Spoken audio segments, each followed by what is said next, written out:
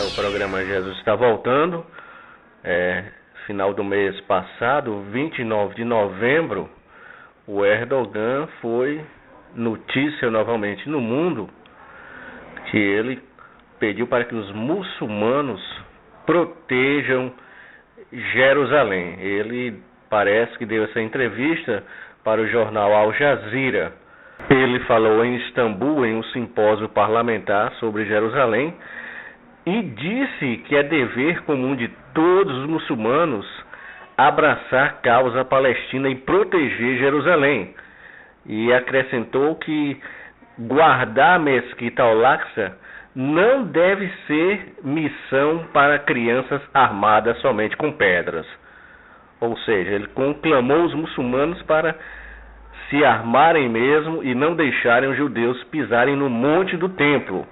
Ele acusou Israel ainda de políticas de repressão e discriminação contra os irmãos palestinos e condenou a chamada lei Muezzin israelense, ou seja, é uma lei que proíbe que as casas de culto lá usem alto-falantes, especificamente as mesquitas, porque os moradores começaram a reclamar que não estavam conseguindo dormir, porque cedíssimo da manhã os altos-falantes das mesquitas começavam a chamar os seus adoradores para irem ao culto deles lá. Então ele criticou essa política de repressão e discriminação ao culto das mesquitas.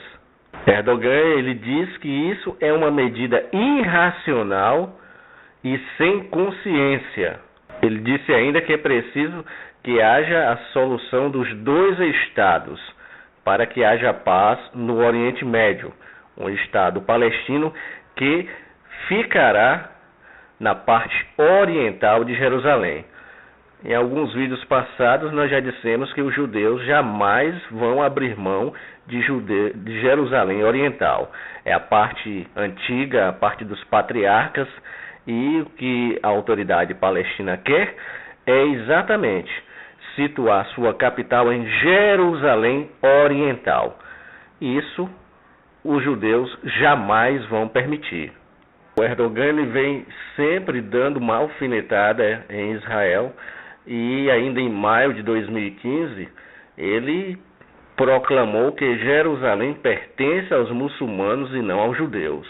E nessa mesma matéria lá do Al Jazeera, um sheik, Ekrima Sabri, ele disse o seguinte: nós queremos orar e esse é o nosso lugar. E ele diz assim, é o nosso lugar santo.